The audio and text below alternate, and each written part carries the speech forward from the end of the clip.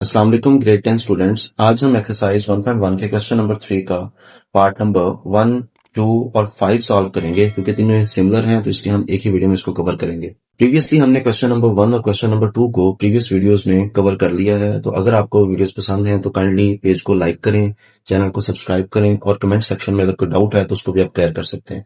चलें मूव करते हैं क्वेश्चन नंबर 3 पार्ट नंबर 1 पे। करना इसमें हमने क्या है कि हमने जस्ट वैल्यू फाइंड करनी है एक्स एंड वाई की।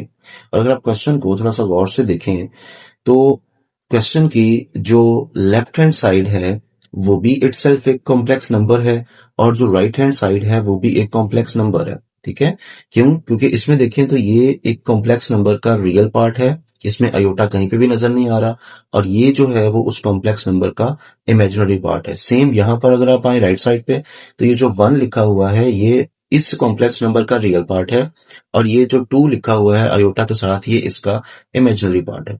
और अंडरस्टूड सी बात है कि जब दो कॉम्प्लेक्स नंबर्स आपस में इक्वल हों तो इक्वल वो कब होते हैं? When there real part on both sides are equal and their imaginary parts on both sides are also equal.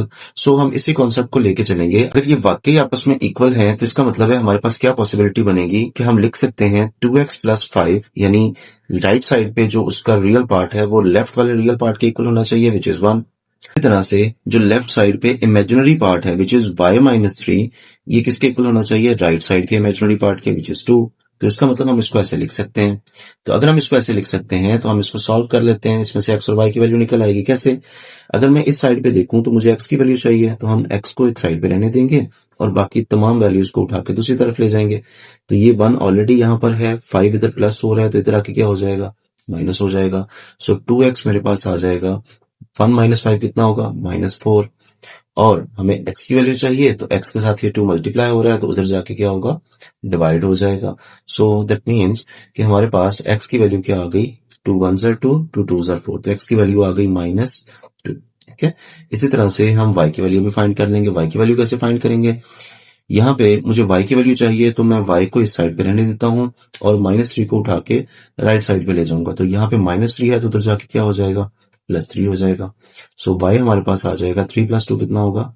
5। ठीक है, सो हमने x और y दोनों की वैल्यूज को फाइंड कर लिया। इजी सा क्वेश्चन है, शॉर्ट क्वेश्चन के तौर पे आ सकता है, तो आपने इसको अच्छे से करना है। नेक्स्ट मूव करते हैं पार्ट नंबर 2 पे। पार्ट नंबर 2 आपके सामने है। ये भी बिल्कुल उसी तरह से सॉल्व होगा जैसे हमने पार्ट नंबर 1 को सॉल्व किया। इसमें भी आपके पास दो कॉम्प्लेक्स नंबर्स हैं, एक राइट साइड पे है, एक लेफ्ट साइड पे है। तो डेफिनेटली दरमियान में इक्वल का साइन ये बता रहा है कि आपस में क्या है? इक्वल है। तो अगर ये इक्वल है तो वही सेम कॉन्सेप्ट अप्लाई होगा कि अगर दो कॉम्प्लेक्स नंबर इक्वल हो तो उनके रियल पार्ट भी आपस में इक्वल होते हैं और उनके इमेजिनरी पार्ट्स भी आपस में इक्वल होते हैं। तो कर लेते हैं। इसका रियल पार्ट क्या बनता है? 3x + 2। ये किसके इक्वल होना चाहिए? इस 5 के इक्वल होना चाहिए, तो हम यहाँ पे 5 लिख देते हैं। इसी तरह से इस कॉम्प्लेक्स नंबर का इमेजिनरी पार्ट क्या बनेगा? वो बनेगा -4 - 5, और ये किसके इक्वल होना चाहिए? इसके इमेजिनरी पार्ट के विच इज 3। ठीक है, तो अब इनको 1 पे 1 सॉल्व कर लेंगे और आपका आंसर आ जाएगा।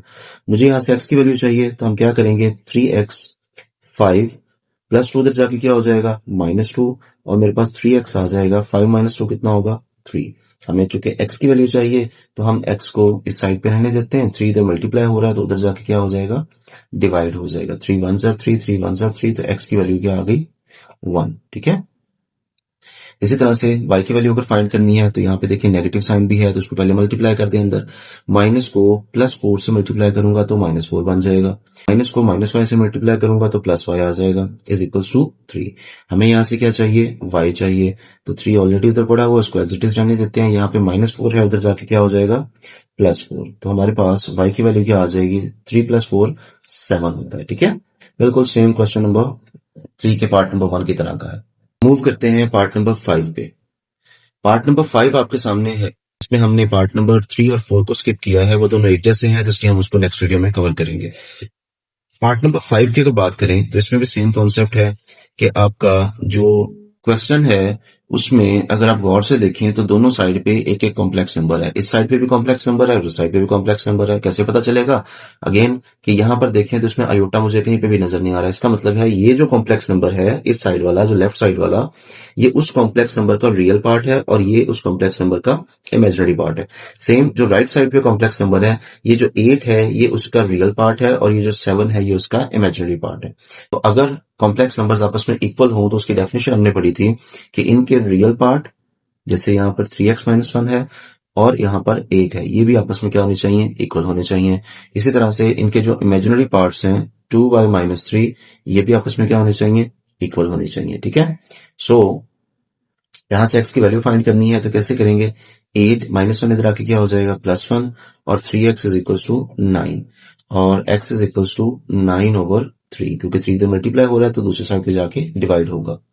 अब क्या करेंगे? 3 1 3, 3 3 9, तो x की वैल्यू हमारे पास आ गई 3। ठीक है। इसी तरह से y की वैल्यू फाइंड कर लेते हैं। y की वैल्यू कैसे फाइंड करेंगे? 2y को इधर ही रहने देते हैं, 7 और ये -3 उधर जाके क्या हो जाएगा? +3 हो जाएगा। सो 2y इज इक्वल टू 7 + 3 10। हमें चूंकि y की वैल्यू चाहिए तो साथ ही 2 मल्टीप्लाई हो रहा है इधर, तो उधर जाके क्या होगा? डिवाइड होगा। तो 10/2 कर लेते हैं और जब हम इसको डिवाइड करेंगे तो आपके पास आंसर क्या आएगा? 5। ठीक है।